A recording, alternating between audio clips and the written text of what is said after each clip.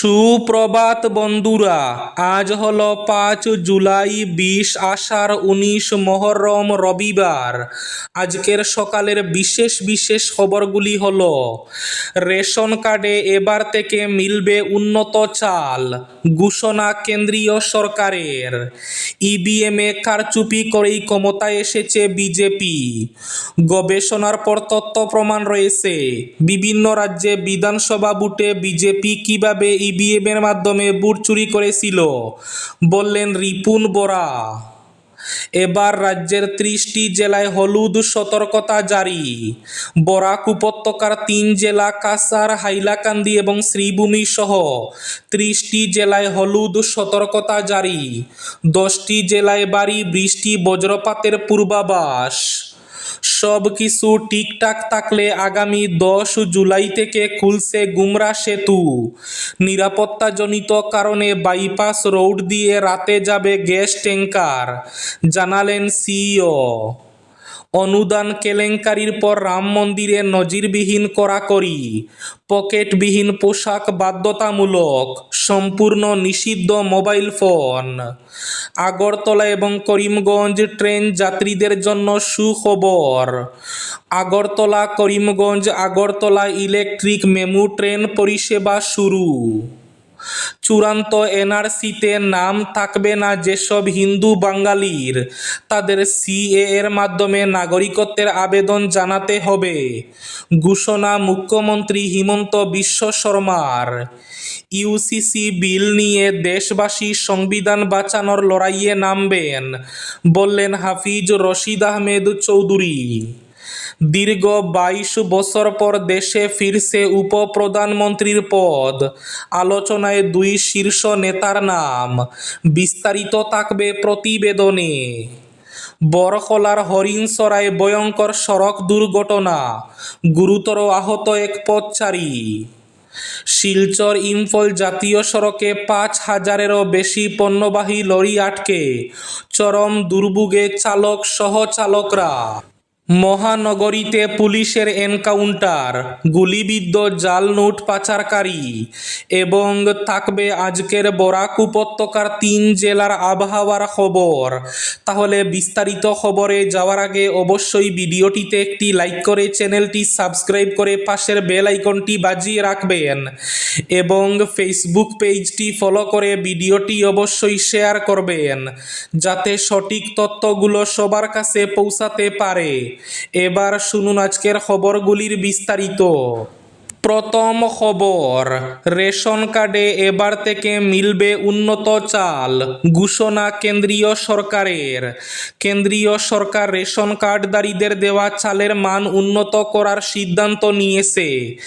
এখন থেকে গণবণ্টন ব্যবস্থার মাধ্যমে বিতরণ করা চালে ভাঙ্গা দানার পরিমাণ কমানো হবে, যার ফলে মানুষ উন্নত মানের চাল পাবে।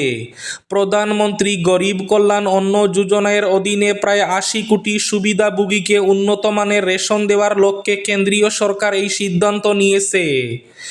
কেন্দ্রীয় মন্ত্রী প্রহ্লাদ যোশী তার অফিসিয়াল সোশ্যাল মিডিয়া প্ল্যাটফর্মে ঘোষণা করেন, কেন্দ্রীয় মন্ত্রিসভা রেশনে দেওয়া চালের মানের পরিবর্তনে অনুমোদন দিয়েছে। কাঁচা চালে ভাঙ্গা দানার সীমা 25% থেকে কমিয়ে 10% করা হয়েছে। একইভাবে সিদ্ধ চালে এই সীমা 16% থেকে কমিয়ে মাত্র 5% করা হয়েছে। সরকার জানিয়েছে যে প্রায় 30 বছর পর রেশনের চালের মান সংক্রান্ত নিয়মে এমন একটি গুরুত্বপূর্ণ পরিবর্তন আনা হয়েছে। ইভিএমে কারচুপি করেই ক্ষমতায় এসেছে বিজেপি। ইভিএম নিয়ে এবার বললেন রিপুন বোরা। আসাম নির্বাচনে ইভিএমের অনিয়ম তুলে ধরল কংগ্রেস। আসাম প্রদেশ কংগ্রেস কমিটির কার্যনির্বাহী সভাপতি রিপুন বোরা শনিবার সদ্য সমাপ্ত আসাম বিধানসভা নির্বাচনে ব্যবহৃত ইলেকট্রনিক ভোটিং মেশিন অর্থাৎ ইভিএমের বিশ্বাসযোগ্যতা নিয়ে প্রশ্ন তুলেছেন। গৌহাটি প্রেস ক্লাবে এক সংবাদ সম্মেলনে বোরা দাবি করেন, 9 এপ্রিলের বিধানসভা নির্বাচনে বেশ কিছু অসঙ্গতি সামনে এসেছে, বিশেষ করে বিভিন্ন নির্বাচনী এলাকায় প্রাপ্ত ভোটের শতাংশে। তার মতে সাধারণত সকাল 7টায় ভোট গ্রহণ শুরু হলে নির্বাচন কমিশন বিকেল 5টা পর্যন্ত প্রতি 2 ঘন্টা অন্তর ভোটার উপস্থিতির পরিসংখ্যান প্রকাশ করে।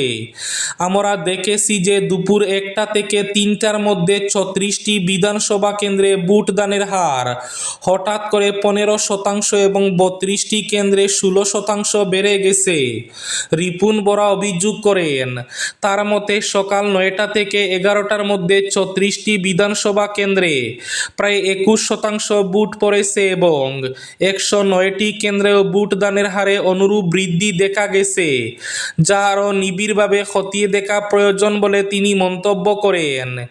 নির্বাচন কমিশনের কাছে ব্যাখ্যা চেয়ে বরা আরও দাবি করেন, বেশ কয়েকটি আসনে বিজেপি এবং কংগ্রেসের মধ্যে জয়ের ব্যবধান 40,000 থেকে 50,000 ভোটের মধ্যে ছিল। এগুলো যদি আগে থেকে পরিকল্পিত না থাকে তাহলে এমন সাদৃশ্য সম্ভব নয়। কে জিতল বা হারল সেটা ভিন্ন বিষয়, কিন্তু একটি ভোটও ভুলভাবে গণনা করা হলে তা গুরুতর প্রশ্ন তুলে। ভারতের নির্বাচন কমিশন এই সন্দেহগুলোকে উঠতে দিয়েছে, অভিযোগ করেন রিপুন বরা। আগামী 10 জুলাই খুলছে গুমরা সেতু, নিরাপত্তাজনিত কারণে বাইপাস রোড দিয়ে রাতে যাবে গ্যাস ট্যাঙ্কার, জানালেন সিও। 10 জুলাই খুলতে পারে গুমরা সেতু, এই লক্ষ্যেই চলছে জোরদার কাজ। সব কিছু ঠিক থাকলে এদিন পরীক্ষামূলকভাবে হালকা যানবাহন চলাচল শুরু করা হবে। 2 দিন পর থেকে চলবে ভারী যানবাহন।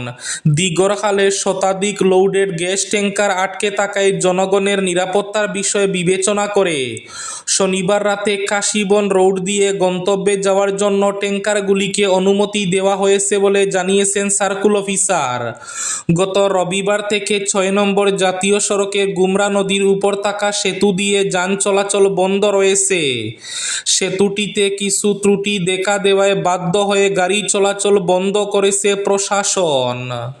বরখলার হরিণসরায় ভয়ঙ্কর সড়ক দুর্ঘটনা, গুরুতর আহত পথচারী। কাছাড়ের বরখলার হরিণসরায় শনিবার রাত প্রায় 9টা নাগাদ এক মর্মান্তিক পথ দুর্ঘটনা ঘটে। রাস্তার ধারে দাঁড়িয়ে থাকা 50 বছর বয়সী সূর্যলাল বাউরিকে একটি অজ্ঞাত পরিচয় মোটরসাইকেল সজোরে ধাক্কা মেরে পালিয়ে যায়।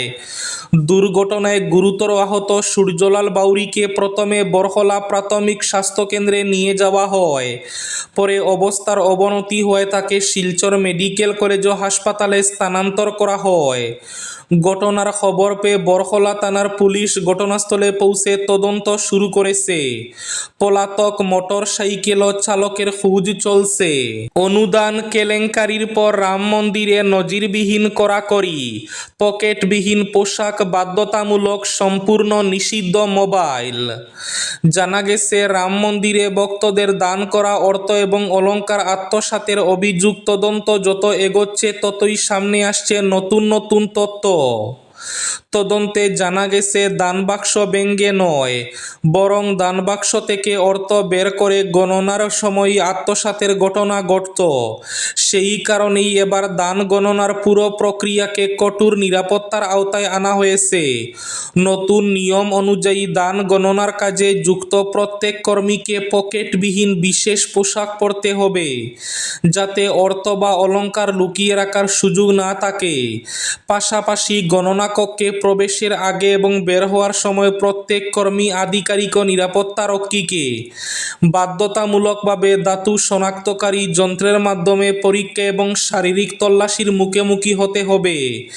এছাড়া মোবাইল ফোন, মানিব্যাগ, ব্যাগ, চাবি, রিং সহ কোনো ব্যক্তিগত সামগ্রী গণনা কক্ষে নিয়ে যাওয়া যাবে না।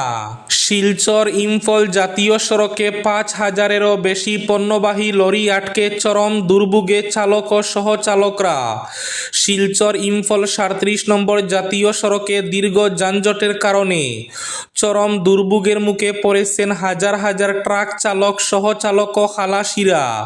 ফুলেরতল থেকে জিরিঘাট পর্যন্ত প্রায় 15 কিলোমিটার এলাকা জুড়ে গত 10 দিন ধরে সারিবদ্ধভাবে দাঁড়িয়ে রয়েছে 5,000-এরও বেশি পণ্যবাহী লরি।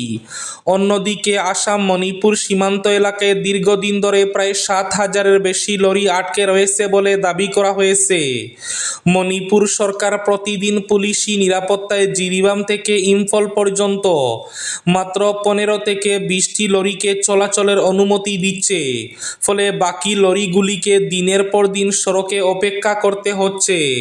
দীর্ঘ 22 বছর পর দেশে ফিরছে উপপ্রধানমন্ত্রীর পদ। আলোচনায় দুই শীর্ষ নেতার নাম।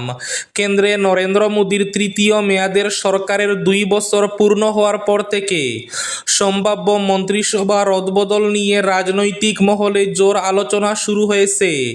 সেই জল্পনার মধ্যেই সামনে এসেছে আরও একটি গুরুত্বপূর্ণ সম্ভাবনা। দীর্ঘ 22 বছর পর দেশে আবার উপপ্রধানমন্ত্রীর পদ ফিরতে পারে বলে রাজনৈতিক মহলে জোর গুঞ্জন ছড়িয়েছে। বিজেপির অন্দরের খবর, আসন্ন মন্ত্রিসভা এবং সাংগঠনিক রদবদলকে সামনে রেখে দলের শীর্ষ নেতৃত্ব উপপ্রধানমন্ত্রী নিয়োগের বিষয়টিও বিবেচনা করছে। যদিও সরকার বা দলের তরফে এ বিষয়ে এখনো পর্যন্ত কোনো আনুষ্ঠানিক ঘোষণা করা হয়নি। ইউসিসি বিল নিয়ে দেশবাসী সংবিধান বাঁচানোর লড়াইয়ে নামবেন। অভিন্ন দেওয়ানি বিধি আইন নিয়ে হাইলাকান্দিতে রাজ্যভিত্তিক সেমিনার, ঘোষণা হাফিজ রশিদের।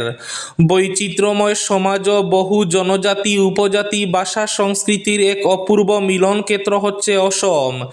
হিন্দু, মুসলমান, খ্রিস্টান, বৌদ্ধ প্রভৃতি বিভিন্ন ধর্মের বহু ভাষা এবং জনগোষ্ঠীর মানুষ নিজ নিজ গোষ্ঠী সংস্কৃতি নিয়ে একসঙ্গে মিলেমিশে বসবাস করছেন এখানে। কিন্তু সেই সম্প্রীতির পরিবেশকে ধ্বংস করতে অভিন্ন দেওয়ানি বিধি নিয়ে এসেছে রাজ্য সরকার।